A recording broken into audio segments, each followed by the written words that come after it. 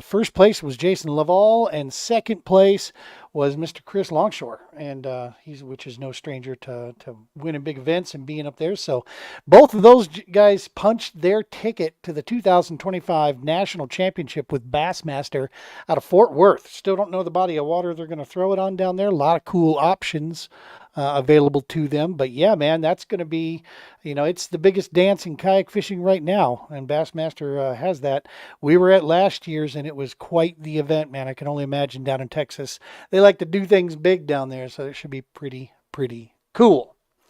All right, so before we get going into that interview there, we're going to throw up one little PSA here. And it's the reason I'm doing so, and the reason we're throwing this out there and kind of touching on, we might ruffle a few feathers with our opinions here.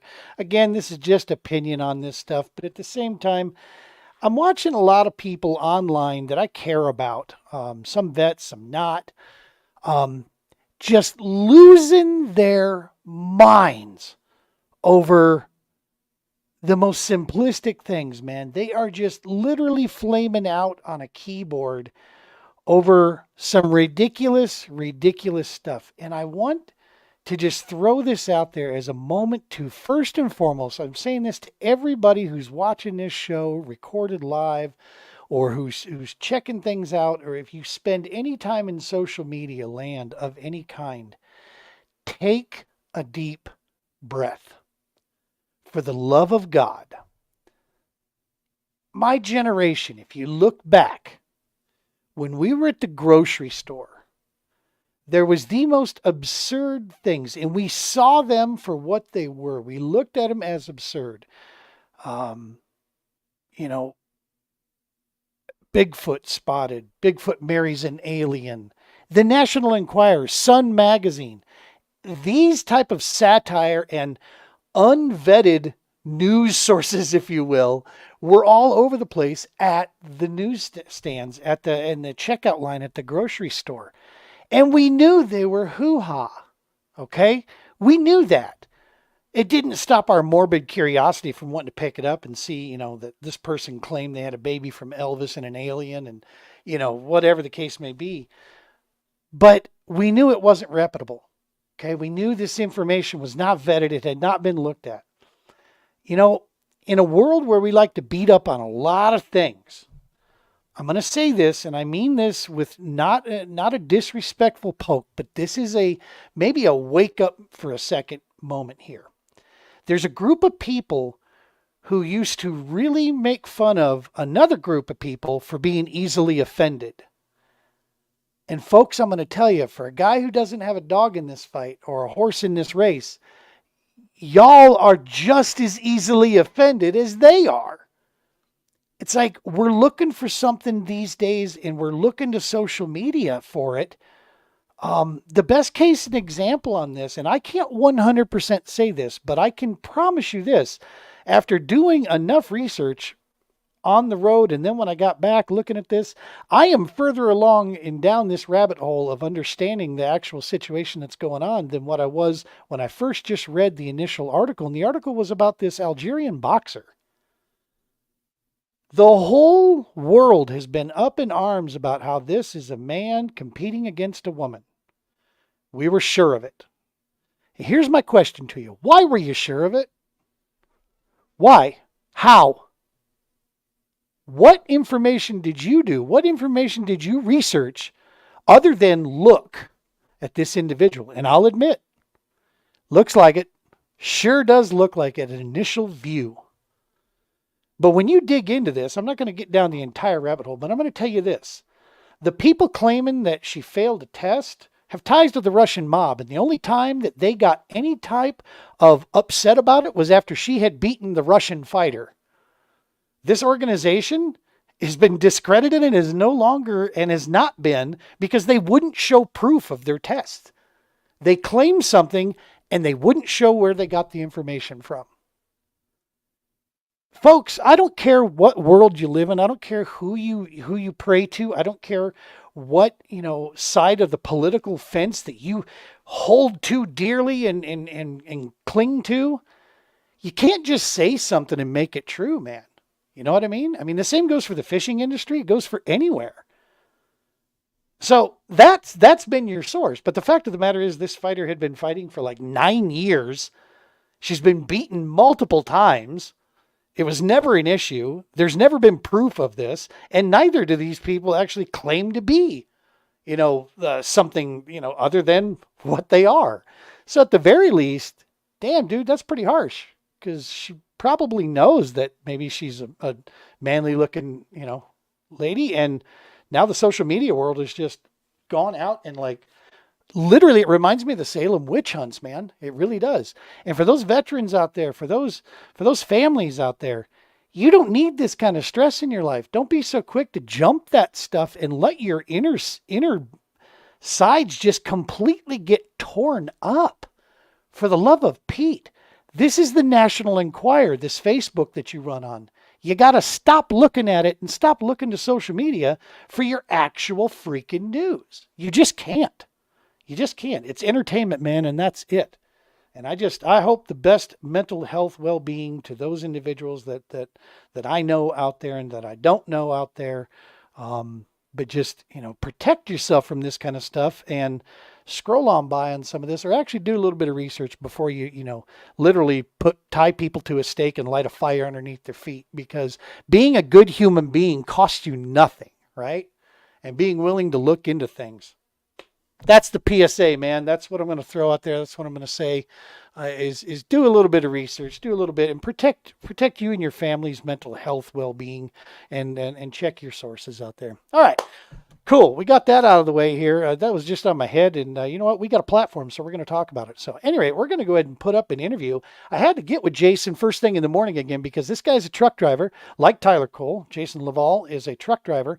And where he drives out in like the sticks of Nebraska, Kansas. Actually, I think he's western Kansas and eastern Colorado, which, folks, I'm telling you, it looks like we've detonated nukes on our own soil out there. It is flat land and there's nothing. The reception is real sketchy. So he knew he wasn't going to be able to connect with us from the cab of his truck. So he took time out of his morning, first thing in the morning here, to sit down with us and talk about Elwood Reservoir and how he sealed the deal there. So let's go ahead and add this up here. And all right, ladies and enjoy the interview. Doc Talk podcast interview. We have the champ, Nebraska State champ himself, Mr. Jason Loveall. Jason, what's happening, dude? What's up, Gene? Thanks for having me again. You bet, man. You bet. You're making I knew. See, I told you before, this is going to be like, you're going to get used to this because I have a feeling we're going to be hearing a lot of your name over the next couple of years here. Good stuff, man. So yeah, dude, we travel like 10 of us or so, 24 people, 23 people on the roster, over 10. So almost half the roster was Colorado coming in to help Nebraska with its numbers and for our chance, obviously, to compete there. So Nebraska is sending 2 guys to represent the state at the 2025 National Championship around the Fort Worth area here for Bassmaster. And you are the champ, dude. Talk to me, Elwood Reservoir. This is our first. This both of us. Neither one of us had ever been there before. A lot of us. This was our first time getting there. You got there Thursday, kind of late. We both did. We kind of arrived about the same time, right around lunchtime. Talk me through this week, man. How it all set up from practice onto tournament day, and how you sealed it. Well, Thursday we both got there. I think we got on the water probably about 11:30. Went to, I guess that would be the northern end of the lake. Northern end of the lake. Fished all that. Caught 3 fish total. Didn't have a great practice. Thought I'd be fishing laydowns the whole time or deep timber. Just couldn't find a good pattern. That's how my Thursday ended. Just hot, sweaty, tired. And then went into Friday. Fished some different stuff over by the dam, caught some smallies. Ended up sight fishing just by a fluke. I was like, I wanted to see what the lake had. So just in and out of every cove, standing on the kayak, flipping bushes, and then kept seeing little 6 to 12-inch fish swimming around. They were biting everything I threw at them. So kept doing that all day, just having fun. Right. Dink City up shallow, right? That's what I found in practice. Yeah. Yeah. In practice, if it was 6 to 12. Yeah. If it was up on the shore or within 3 foot of it, they were just really small. Yeah, that was tiny. That was on Friday all day, but I was having a blast catching them because everything else was junk for me. Right, Really right. didn't have a pattern at all. I figured I could pull some smallmouth off of the deep timber. I found an area that was 12 to 14 foot with standing timber that seemed like it had a bunch of smallmouth in it, and they were quality too. So Nice. that was basically my game plan, is fishing deep Saturday and just going for bigger fish. Right.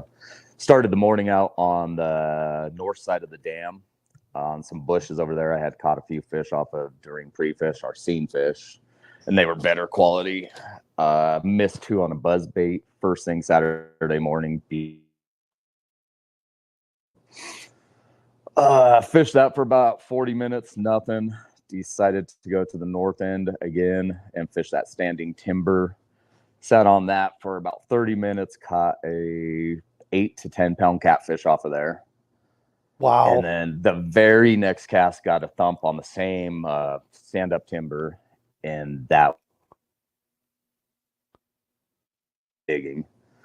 So I sat in that whole cove for probably You just cut out a little bit there. oh Can you go shit. back on the deep timber? You say you cast in there, and was that the big one? Was that the big bass that you hit? No, it was not. That was my Oh, 17-inch smallmouth. gotcha. So that seemed to only hold smallmouth as the deep timber for me. Another 30 minutes fishing the timber because there was probably 20 yards of stand-up timber, and Nice. didn't get another bite. So I was like, I needed a limit, is where my mind went. So If you don't mind me going back to it, the top water bite. I know it seemed like it was hit or miss depending on who you spoke with. I threw a buzzbait, I threw a frog, and I threw a walking bait, and got not so much as even just a nasty look. Short of on the frog, I had a cup. I spooked a couple fish with the frog, pitching right up into some really gnarly stuff. What was your topwater experience like? Because I mean, obviously you had to see something to throw it on tournament day there, or is it just so much of a drug topwater bite that you just decided to kind of throw it anyway? Thursday, I did not get a single fish to come up on topwater. Friday, I had 3 bites on a frog, but they were 12-inch bucks, just little fish, grabbing it, pulling it under. And it just, I'm a topwater junkie. Yeah, So agreed. the lake just looks like it should have been blowing up for buzzbaits, frogs, everything. So we were out there so early, I figured might as well just try it. And like I said, I had 2 bites within the first 5 minutes off of it, but they were just completely missing it. Right. And so, but no, during pre-fish, nothing. But I had overheard people saying topwater was their go-to. So, and plus, I'm just addicted to a buzzbait bite. Like, do you throw a trailer hook on your buzzbait at all? No, I don't. I've never have. Do you just throw the skirted, or do you have a soft plastic on yours? What's your go-to buzzbait? Just a skirted, and it's a buzzbait made by Falcon Tackle. I've been throwing them for 18 years. Same buzzbaits. Yeah. Nice. So, yeah. It's a buddy of ours that makes them. Good stuff, man. I got to take a look at those.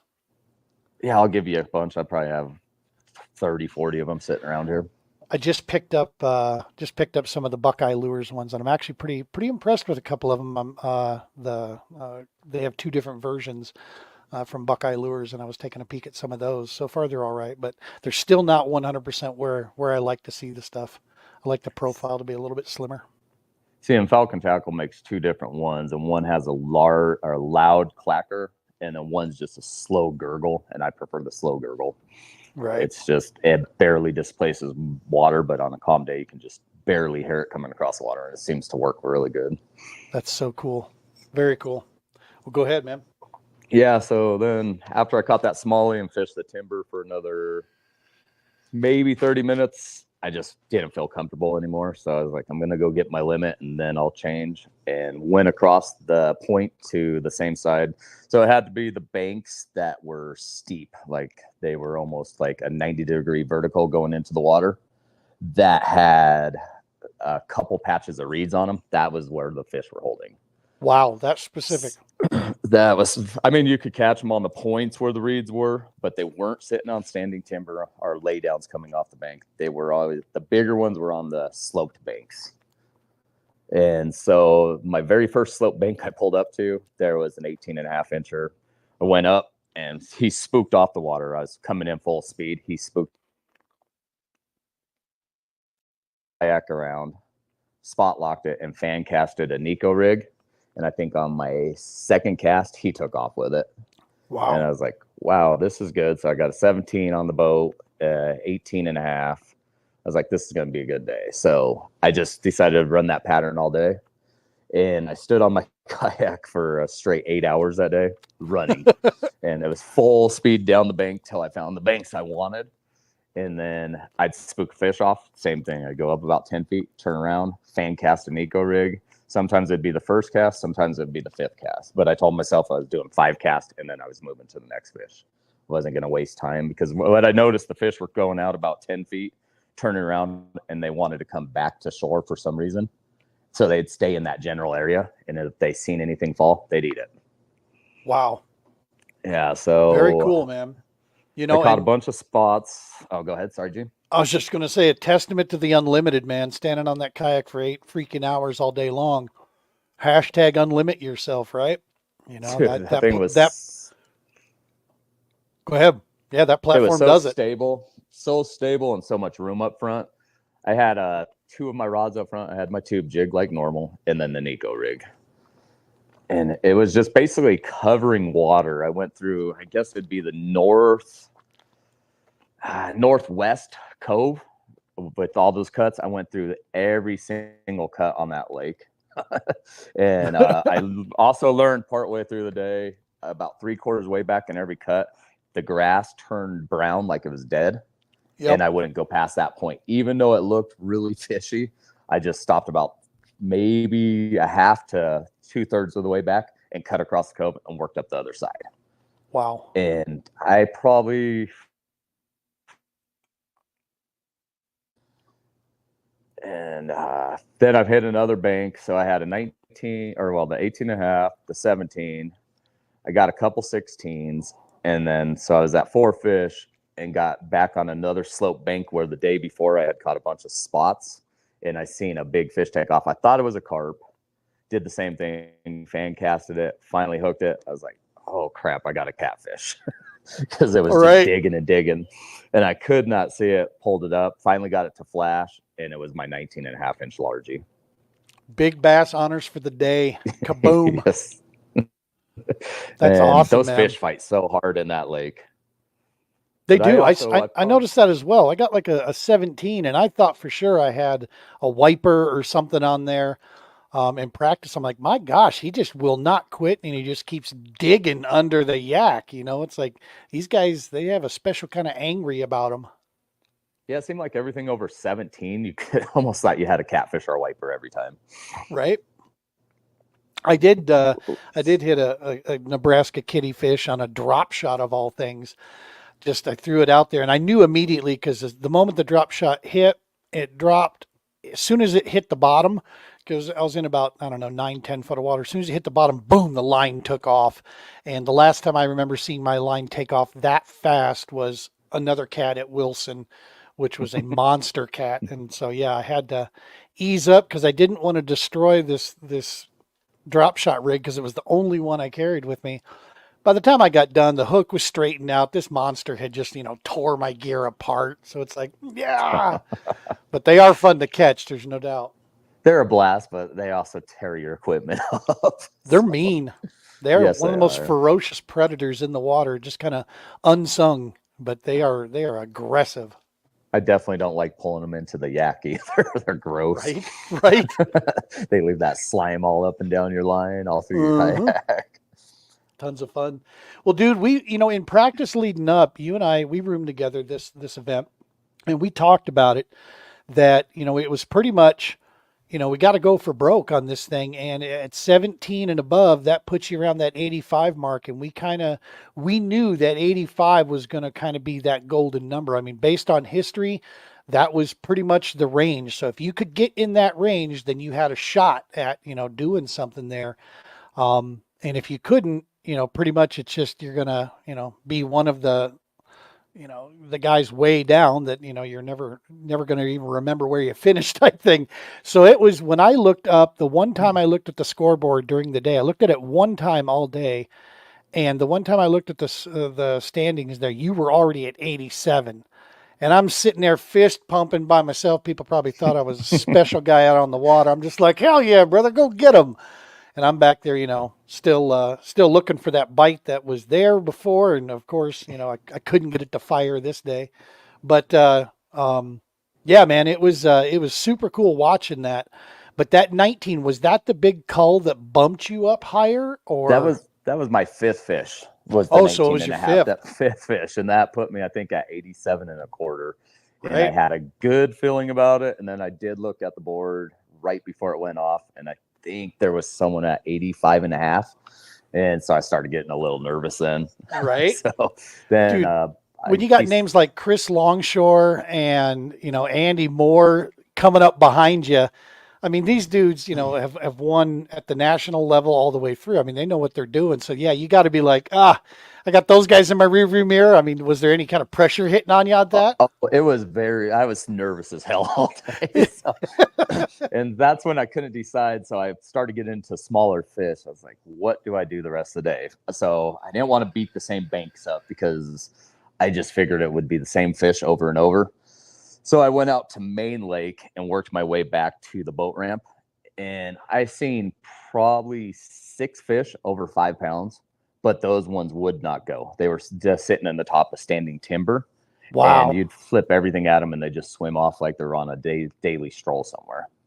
How much did forward facing sonar play for you? Were you I didn't using that to even find them at all, or? zero. So my smaller came off of that the first thing in the morning. And then I absolutely shut it off and pulled my pole up and set it in my boat. I never used it the rest of the day.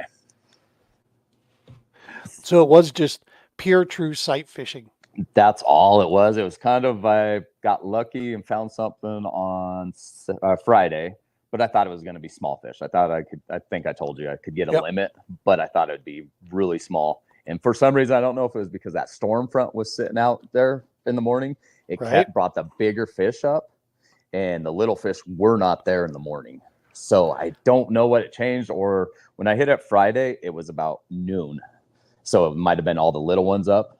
But I caught fish all day between 14 and 16 inches. Right. And I've only seen the lake 3 times, but been around the block. Not a newbie. Was born at night, wasn't last night. All that good stuff. And tell me if you feel this maybe as well. And like, again, this might be too early to say this, but Elwood feels, number one, it's absolutely stunning and it's beautiful. I love. There's like no development around this place, so it is just natural banks and. There's a little bit of some chunk rock cement, for one of the dams in the pump house and, this and that. But for the most part, there's no houses, there's no docks, it's just the main one ramp at the whole place. And while it's beautiful and really cool waters, you can go from gin clear damn near all the way to a stained clear to a muddy, depending on where you want to go. But Thursday, Friday, Saturday, it felt a little schizophrenic. Like one day it's this, the next day that's gone and it's something completely different.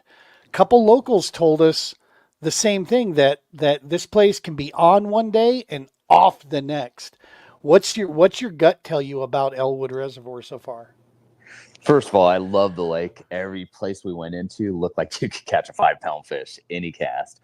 But Thursday, definitely the fishing was tough for me. I was stressing out, had no game plan.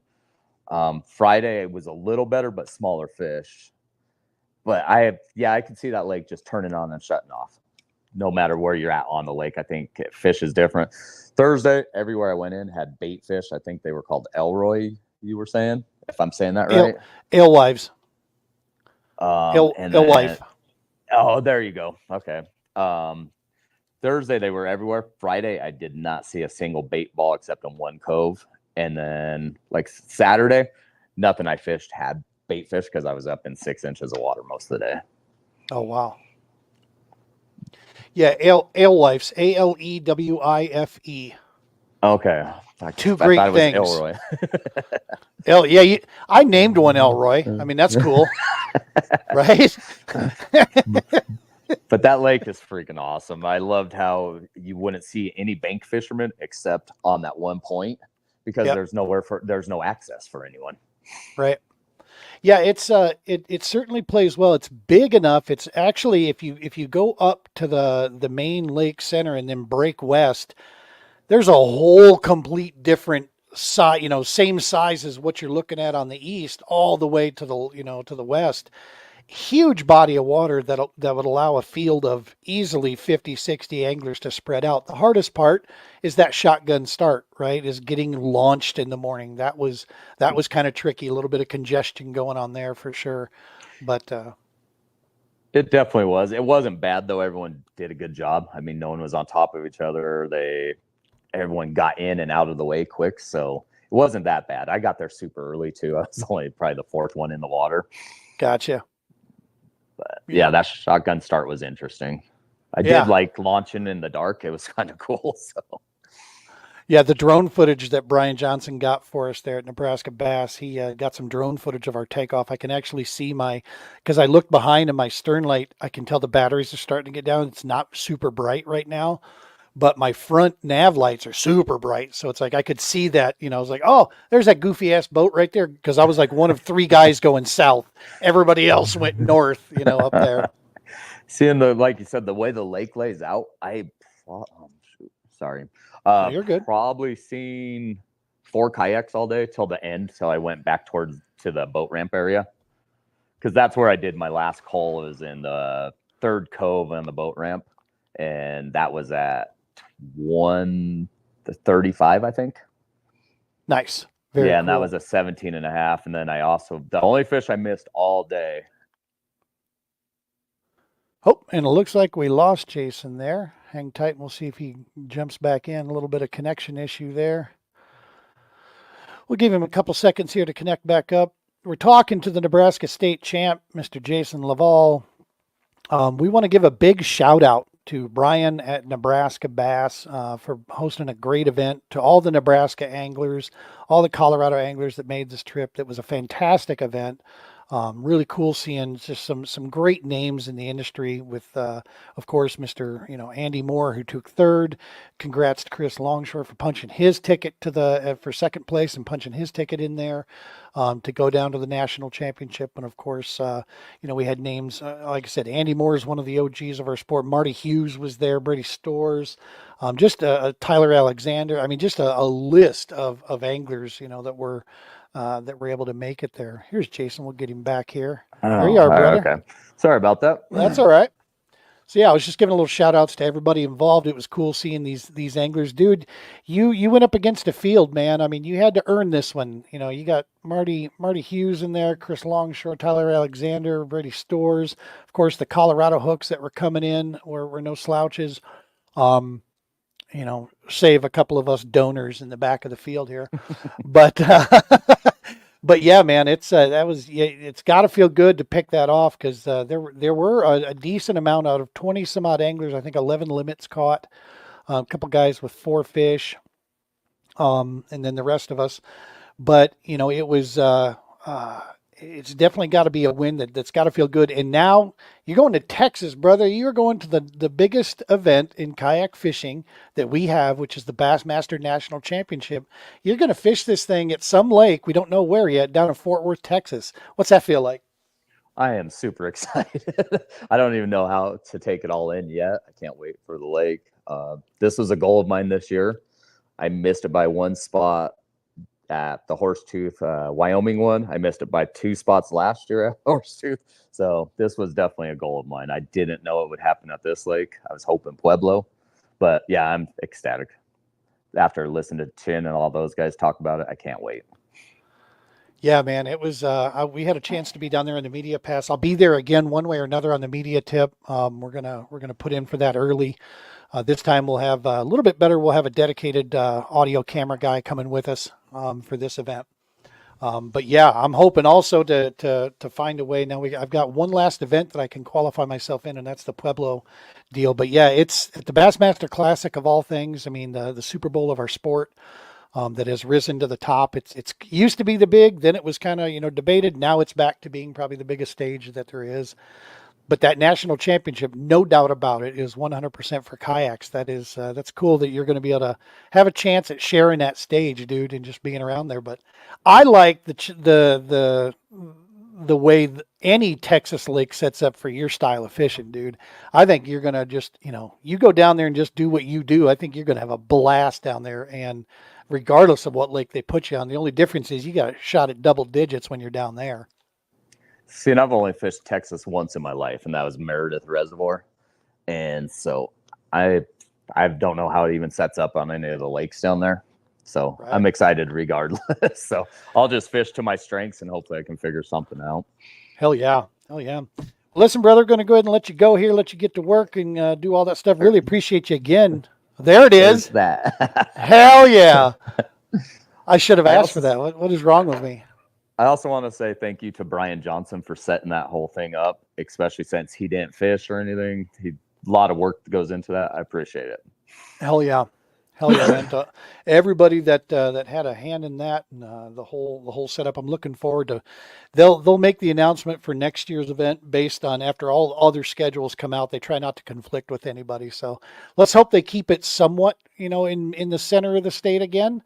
Some opportunity there, because if they go way out like towards Omaha, that really cuts down on the number of Colorado guys that are going to be willing to make that run. But I'll do it because that's not that far of a run really at the end of the day. But I'll do it also. All those Nebraska guys are super cool. So yeah, for sure. Well, cool, man. Still appreciate you stopping by here. We're going to have you back on, of course, when we get the rest of the qualifiers figured out, and we'll start talking. We'll be doing those classic national championship preview events, and we'll have you guys coming on here and chatting and talking about game plan once we know the lake and all that good stuff. So, and I'm sure with a couple other events, Norton, Kansas coming up, and this and that, I have a feeling we're going to be seeing you out here again. So. You're on a tear this season, doing well, man. So keep it up. We love following along and being your number one fan. Thanks, Gene. You bet, man. Appreciate you, dog. Take it easy. Take care. Bye. All right, folks. That was our interview here with the man himself, the champ, Nebraska State champ, and we're going to go ahead and send this back to the regular podcast. All right, folks, hope you enjoyed that interview there that we had with Jason. I do apologize for chewing into the microphone, for the love of God. It was early in the morning though, right? And old man, I got to get that breakfast in, right? And get that through and make sure that we're getting our day started off, the right way. We're going to do a quick commercial here and we're going to come back. We're going to talk LaCrosse. The All-American Kayak Series is heading to Wisconsin.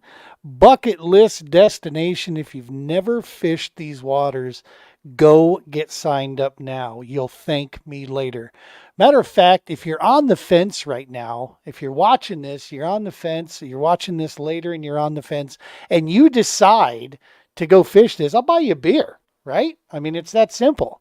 It's one of those things. We'll meet someplace up there. And, dude, I'm telling you, if you like frog fishing, if you like getting into skinny waters, if you like having your heart broken by river smallmouth, this is the place for you.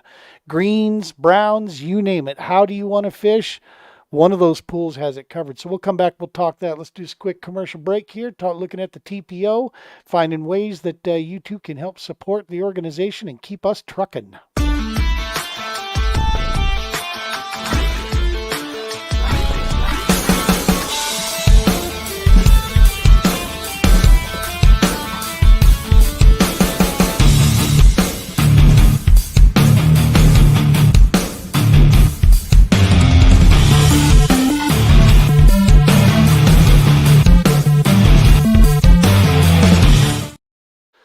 That is the True Patriot Outfitters. That is what we do. We get guys. We provide the services to the Romans Warrior Foundation, its field ops division, to get together, and we focus heavily, obviously, on kayak fishing. That is the major area.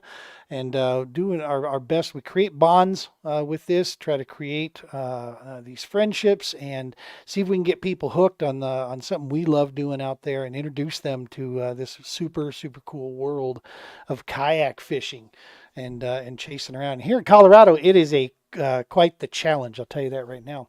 All right, so let's talk LaCrosse, man. So LaCrosse, Wisconsin has been the site of some heavy events through Bassmaster. The first ever Red Crest for Major League Fishing was held up there. There's been super tournaments up there. There's been just legends have been made on this water. There's names that are synonymous with that area up there, like Ott Defoe, Seth Fighter. I mean, these guys. Wheeler has showed his versatility in the game up there. It is a place that you can go that, number one, fishing is a part of life there. Okay. And these folks don't get year round fishing. Okay. There's an iced up period there where you can't really get into that, a lot of these areas. So when the ice is gone and that river starts to come up and she's safe to get out there and run around on, um, dude, I'm telling you, it is just part of a life to be out there. And so the community is very welcoming to anglers in a major way. There's lots of amenities to be found around there. You're not getting gouged on prices, thankfully, in this area. From LaCrosse, La Crescent, you can head further south down by Lansing, DeSoto. I mean, there's lots of little towns all the way down that you can check out. I wanted to show you. I got just a couple maps here, and so we'll pull this map up here real quick, and we'll take a look at the different pools, and give you a look here. So first and foremost, the Mississippi River, dude, it runs the entire length of the United States, pretty much, from the upper areas of Minnesota there all the way right to the Gulf. This it separates, kind of an east-west, if you will. There's a Midwest, obviously, in there, but an east-west of the United States itself. Pool 7 starts at Lock 6 up at the top here, and I believe, if memory serves, give me 1 second here. Yeah, Lock 6, and I'm going to murder the name of this. It's Trempealeau, I think, is the name of the town on the Wisconsin side. That's where Lock 6 is at. And you can run all the way down through this whole area. This is basically Pool 7 that runs this. This is Lake Onalaska here, which is pretty legendary in and of itself. Now, a lot of these backwaters, I'm going to say this multiple times as we look at these pools, but a lot of these channels change because of water levels. Sometimes they're accessible, sometimes they're not. What you're going to see also, you see all these little these deals that are poked through here. These are wing dams that you're going to encounter along the way. Those hold fish as well. Now, if the water's low, you need to be pretty careful with that, especially if you got a bow mount motor. You don't want to run your prop across one of those. Ask me how I know. You'll rip the fins clean off of your trolling motor there, whether you're in a bass boat, 21 foot, or in a kayak. It'll cause you some headaches from that. But these are places where you can find, changes in the water. There's eddies that'll pool up. A lot of times smallies will pull up on those things and feed up there. And then, of course, you got your backwaters, man, to jump in. If you remember 2019, Edwin Evers, he was up in this neck of the woods somewhere, and he went on a 25-minute tear of just like 1.5, 2 pound fish, and literally like some 18, 19 fish inside that 20 minutes. It was ridiculous. Like every cast, he was catching a fish up in there. There's, LaCrosse is notorious for that. When you find a wad of them, a lot of times they pool up like that. They school up and they fire. And so it's not unheard of that you can get onto those, those kind of fish and find those wolf packs. From Pool 7 here, also that you see, like I said, from Onalaska, this is the beginning little area of LaCrosse over here. But then we jump to Pool 8, which is probably the most well-known.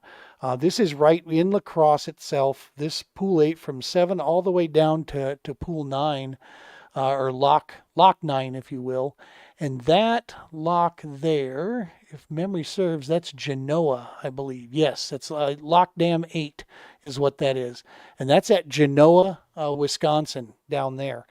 This is it's a pretty big pool, man. And I'm going to tell you another location where huge expansive flats out in these areas, lots of backwaters. You got Goose Island, of course, which is pretty well known. The Black River has been notorious for, it holds numbers, just not usually a lot of quality. That's kind of been the commonplace. But yet we watched an old school guy, Tom Mansour, go up in there and pull out and secure himself a victory, out of the Black River, and close to it. We've watched others pull up into French Island in this area in the past. Ott Defoe did some amazing work right up in this area here. It's not uncommon to see. So pool 8 has been known to hold, a lot of tournaments have been won out of that pool just the same. Of course, then we go to pool 9, a very long pool that you'll see that runs all the way through. This one might have more backwaters than just about anything, but again, that's going to be dependent upon the water levels that you're going to encounter. Now, what we've been hearing, the initial reports that have been coming through is that number one, the river was super, super high for the longest time, and now it's been coming down to more, relative levels here of where the pool would sit. And the people are reporting that, people from up in that neck of the woods are stating that the fishing's never been better. That it's just been an epic year right now up on the river for being able to catch quality, solid fish, through and through. Like I said, you'll find a bunch of backwaters up into this area. That's pool 8 right at the top there. But a bunch of backwaters through there that runs all the way down. Lansing, Iowa's down here. There's a lot of entrance, and different ramps that you can find. If you look on Google Maps, you'll see it there. It's not too hard to track down where the ramps are located. You will see, like I said, you'll see the main channels there. Usually along those main channels, you can find the wing dams in there. Depending on current and so forth, it's usually, if the water level is not overly too high, the current isn't something that is, that's roaring by any level. It's usually very manageable that you can get through there, and sometimes you can fish right in the main channel, off to the sides, working wing dams or whatever that you're looking for. Or if that's not your cup of tea, man, you want to get back in those lily pads, you want to get back in the grass. You just need to be able to weed your way through some of the pike and, of course, the bowfin, otherwise AKA known as a dogfish, prehistoric critter with a mouth, nothing but teeth, bones and teeth, man. It'll tear. If you throw an expensive lure, that's what the dogfish like. They go after those. Throw a cheap lure, they don't so much. But one of the tall tale signs for me always is if it gets sharked. A lot of times you'll see it if you're in some shallows and you're throwing a frog around. If you see an incoming, like a shark attack where you're seeing a wake get cut, chances are it's a dogfish, and in most cases, you'll see me trying to get that frog out of the way, because they will destroy pretty much anything they hit. They're very vicious, fun to catch. If that's your name of the game, that's what you're looking for. They can be a lot of fun to catch those. But yeah, you're going to run into those, man. It's like I said, you're going to have cut banks, you're going to have eddies, you're going to have sandbars, you're going to have shallow bites, you're going to have a little bit deeper that you can play with. You're going to find some clean water, you're going to find some stained water and dirty water. Literally, as you roam around and check out these pools for each different one, they are their own little ecosystems, and you find systems within the systems, man. And that's what makes LaCrosse one of the better places. Now, we're working on some stuff right now to also add some entertainment to this event when we get up there with the All-American Kayak Series, and we'll release some information. We plan on the 12th is going to be, we're going to hopefully have Jeremiah from Explore LaCrosse. He'll be joining us. That's what we're going to try to get accomplished. We'll have, of course, the man himself, Mr. Booth, see if we can get him on here, and we'll talk about, that's the week of the LaCrosse event, so we'll be talking about it there. I'm telling you right now, man, if there was an event that you've been looking for on the All-American side of things, this is the one you want to get to. It is the perfect time of year to be up there, to get after these guys, and just have yourself an amazing time fishing and create some memories that you will not soon forget. The last time I was at LaCrosse, and I've fished LaCrosse many a times from a boat, and now once from a kayak, and I can tell you, I've been on that water as a co-angler, countless times. I've been on that water as a boater countless times, and I had never caught as many fish as I did 2 years ago at the All American Championship. I couldn't get the quality. I couldn't seem to find the quality. But when you're catching 16s and 17s all day long, and wearing your gear out, wearing your arms out and your thumbs out, it's just like something you will never ever forget. And that it's just a testament to just how healthy that whole river system on pools 7, 8, and 9, how they truly are in there. And it can change from day to day, so you don't want to miss this. The 10 fish format's going to be in play up there. It's going to be an awesome deal. That should add a little bit of excitement to that. We're also partnering with the Great Lakes Kayak Fishing Series. Again, they're coming into town. They're going to have their event going on at the same time there. And so that should be a super cool event to have that local club coming in partnering with us for another event here. We had a successful run up there at Minocqua, and we're looking to do that again here in LaCrosse. Like I said, there's guys that live out there that look forward to this event every year. And it doesn't seem to really matter the kind of pressure that lands on that river. She just stays healthy. That moving water helps create, I think, just a great environment to. There's lots of forage, lots of things for the bass to eat, lots of good competition, which keeps them. I'll tell you, those river smallies, man, they may not get as fat, but they get long and good. Night do they fight. But if you're counting on them to be someplace, be prepared to have your heart broken, because it is a tough deal to really pattern those smallies. When you find them that given day, then you lock in on them and you burn them up as much as you can, because the river smallies can be a tricky, fickle beast for sure. So. Well, listen, folks, we're gonna end this one a little bit early here. We were hoping to have a couple extra special guests that were going to be joining us, but it just didn't work out tonight. So we'll be trying to line up some different guests here. What we're going to be doing going forward into the future here, as we get into the busy schedule of fall season, we're going to try to introduce you to some of our TPO Pro team that we have out there. These are individuals that help us spread the information about the mission of the True Patriot Outfitters and the Romans Warrior Foundation. Help us basically bring awareness to the positive beneficial effects of kayak fishing and the needed process for camaraderie out there for our nation's warfighters. And these individuals, many of them, some of them are active military, some of them are veterans, some of them are citizens like myself. And that the fact is, they give their time, they give their nod and their recommendation for the work that we're doing out there. The True Patriot Outfitters, is one step away from being a solidified, future long-driven organization here. We still need to get some pieces of the puzzle in place. We're on the verge of getting set up with possibilities, some big things that are coming down the pipe for us.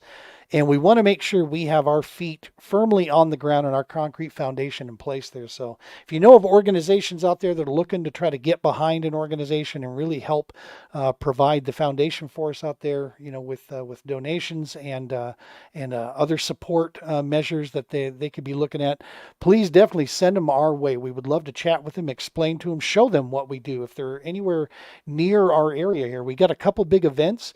Our team member Jimmy and Misty Burgess, those folks are going to help us put on a field ops event coming up in September in Joplin, Missouri. We're going to be down in that neck of the woods working with a couple other organizations, collabing together to take a couple folks out on some new canoes and introduce them to some fishing and see if we can make new connections, new friends for a lifetime here. So that's what we're doing this whole thing for. That's the whole purpose behind the podcast. We get that information out there and we talk fishing along the way.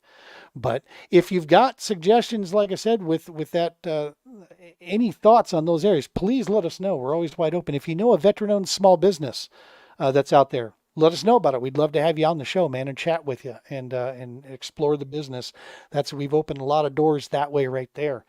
If you got ideas, we're going to also be with some of our future podcasts. We're going to try to be putting together some real specific content, like for instance, preparing for a tournament. We're going to have some special guests come on and join us, and we're going to sit around and we're going to talk about how do you prepare for a tournament. When you go to pre-fishing, to getting ready for travel, setting this whole thing up here. If you watched earlier on the final cast, they were talking about how you choose what tournaments that you want to fish out there. They were looking into that kind of stuff. Well, I'm sure we'll tap into some of those as well here and on the podcast and chat a little bit about that. We'll have some really cool guests, come in and join us on that. A lot from our team as well that have a lot of experience with that. So we'll really focus on some of those. And if you have other ideas or other topics you'd like us to cover out there, throw me a DM, man. Send me a message. Throw a comment up there, and we'll absolutely look into getting some of those covered. Like I said, September is going to be crazy, folks. August here is going to be getting wrapped up, but then September cranks up. We're going to be all over the place, running around. We got a couple championships coming in. Table Rock for the All-American Kayak Series, that Open Championship is going to be a burner, and we're trying to put some really cool special things together for that event as well. And hopefully partnering with looks like Bud's Baits out of Joplin, Missouri, to do some cool work with those guys there down in Table Rock. So could be a lot of fun. Could have a couple names you might recognize. We'll see if we can get them to come join us out there, folks. We love you. We appreciate you. If you're tuning in live here, thank you so much for all your support. If you're watching this thing recorded or if you're listening to it on one of your favorite podcast platforms, we can't thank you enough for all that you do for us and make this all possible here. As usual, folks, tight lines. We'll see you next week. Be safe.